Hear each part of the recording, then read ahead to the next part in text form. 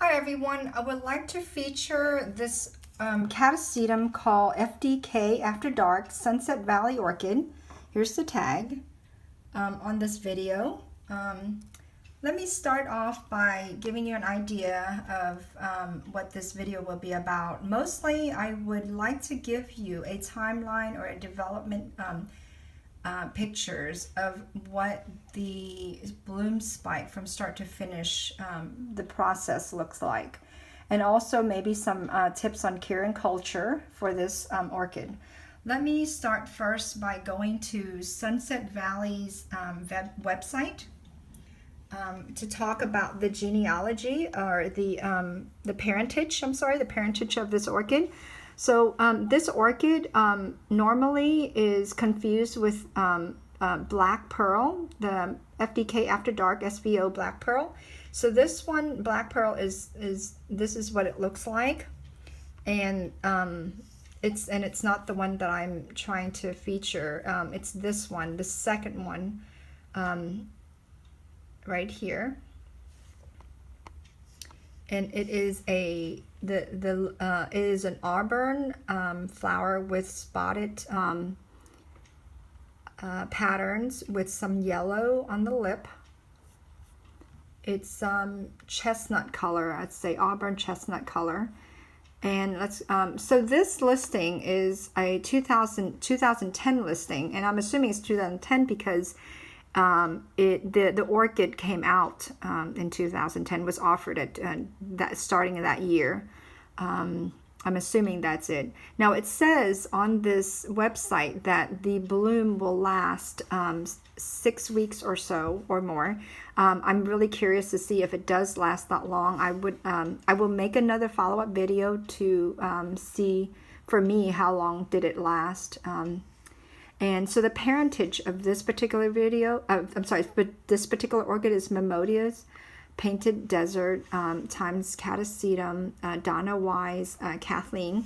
And so let me start off by giving you an idea where the fluorescence is from, the bloom spike. It's at the base of the pseudobulb, the newest pseudobulb. And I think sometimes you get both sides, the bloom spike to come on both sides if the plant is strong enough and healthy enough to provide both, but I did not get that. I only have one, and I'm lucky to have one actually, because in previous years I was not able to bloom this, and I'm really proud that I finally am able to. This is my third bulb, my third pseudobulb, this one right here that is blooming on. This one was last year's and I did not get it to bloom. And this was the first year I had it, which I had a lot of rotten roots. I didn't do well on that one. And this is the two original pseudobulb that the growers had, it came with. So let me start first telling you about so I started taking pictures of when the bloom spike started developing. And this will help understand how long it takes for this bloom spike to reach to maturity. So first, I would say by October 1st or so, you get a little nubby at the base of the pseudobulb.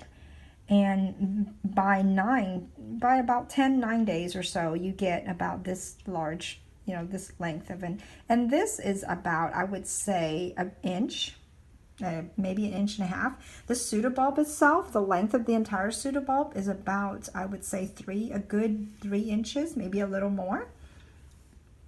Okay, and then by 20 days after the initial sight of the fluorescence, you would get a bloom spike that's about 4 inches tall, and you definitely get very defined buds.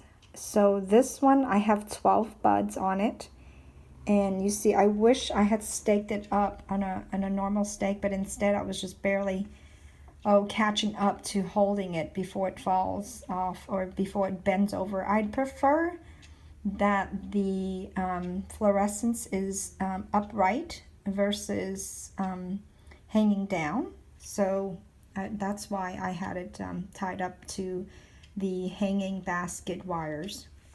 All right, next, by October 31st, so remember October 1st is when we assume that the bloom spike has started first appearing.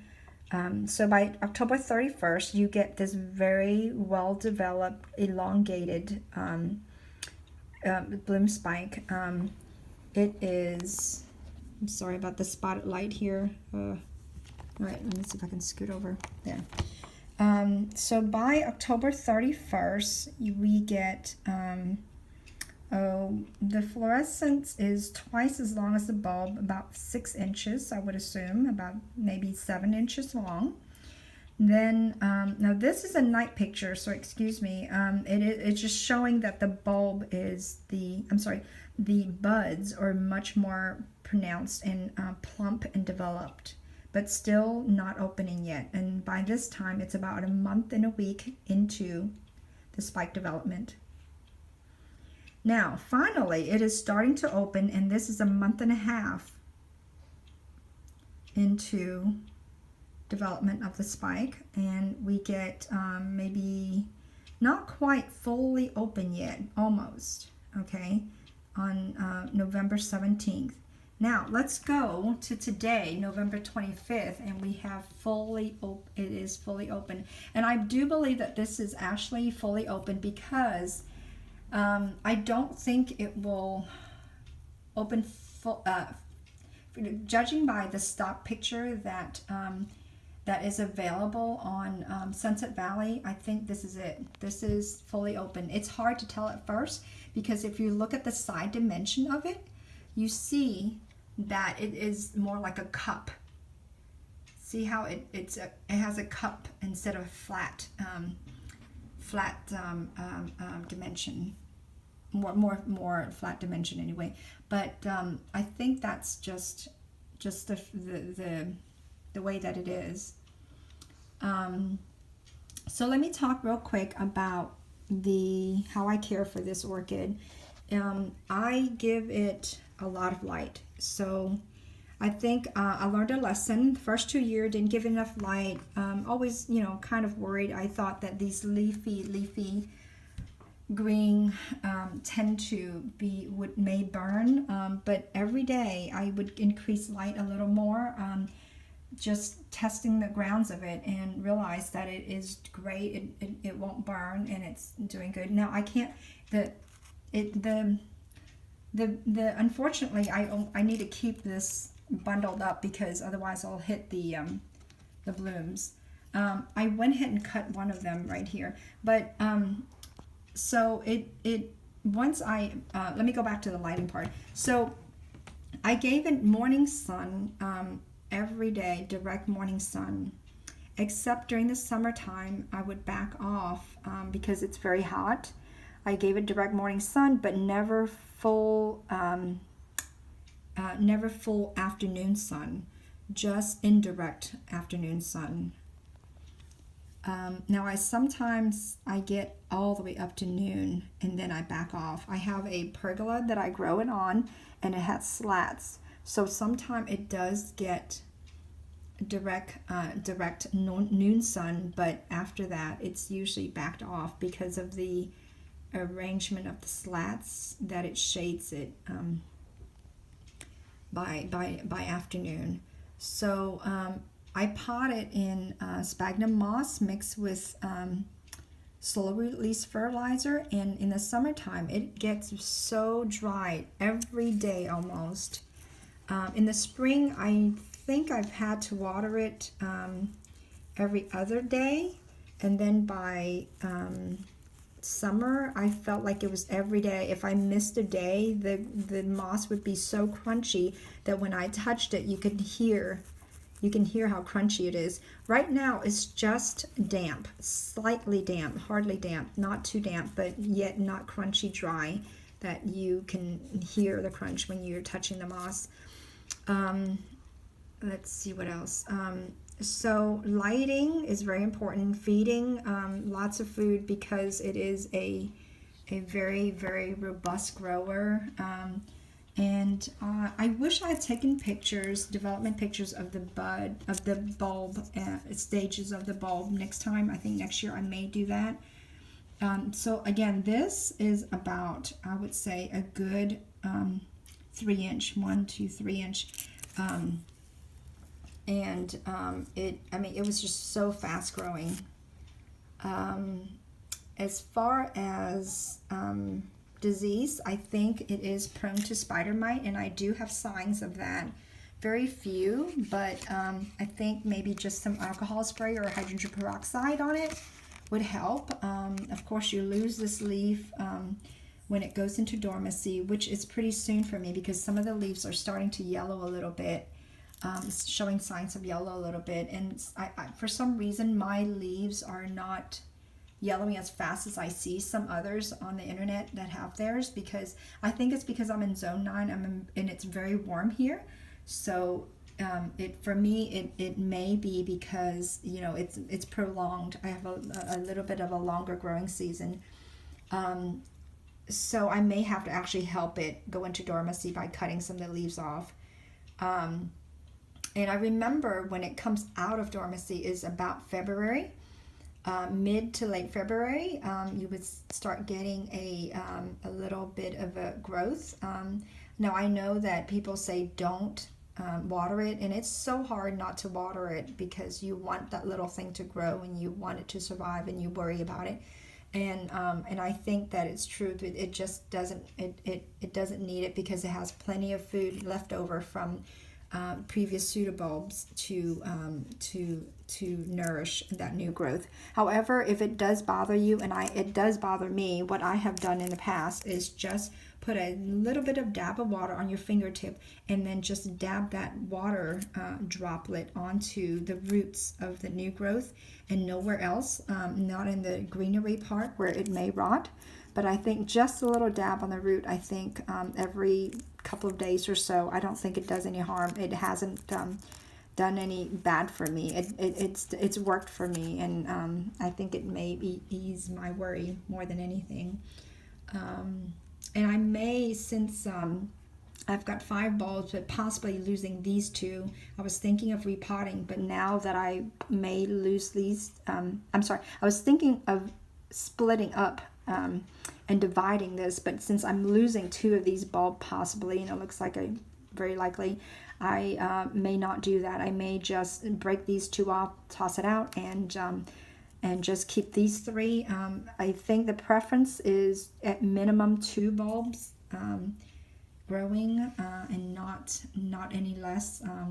However, I do see that you know, Sunset Valley has sold single pseudobulbs before, so this is very easy to propagate. You know, you just pull off the pseudobulbs and you have a new growth on it. Anything else? Let's see. Oh, the fragrance. Oh my gosh, almost forgot that completely. This orchid is extremely fragrant. It starts out super sweet, like honeysuckle and perfume mixed. And then towards the end of the late afternoon, you get a little bit of the bitterness, or the spiciness. I'm sorry, not bitterness, the spiciness more coming out. But the sweetness sort of starts in the morning and it dies down, and then you get a little bit of spiciness towards the afternoon. But extremely fragrant orchid, one of the most fragrant orchid I've ever seen. The petals are very waxy and fairly thick. The spots are just beautiful, and even the back, even the orchid from the back is beautiful. It's just very sleek looking. Okay, well, anything else? Let's see. Fertilize a lot, of course. Give it lots of sun, and I don't think that I've gotten, yeah, maybe I do have a little bit of sunburn on it, the tip possibly, but that's not bad. That's not too bad. Now I've heard that people worry about getting getting the female form of this flower, which is that green green flower that people didn't that most people don't like. So and the conditions that I've heard, the conditions that the female flower shows up is from getting too much, and when the orchid gets too much light and not and it stresses the plant out, and the plant wants to reproduce, so it wants to produce the female flowers to reproduce. But I've given it so much light, and I was worried that it may get the female flower, you know, instead I've got the male. But I think it's, if you give it plenty of fertilizer and plenty of water, you won't be stressing the plant out, even if you give it plenty of sun. So I think that's the way to go. All right. Well, thank you very much for watching.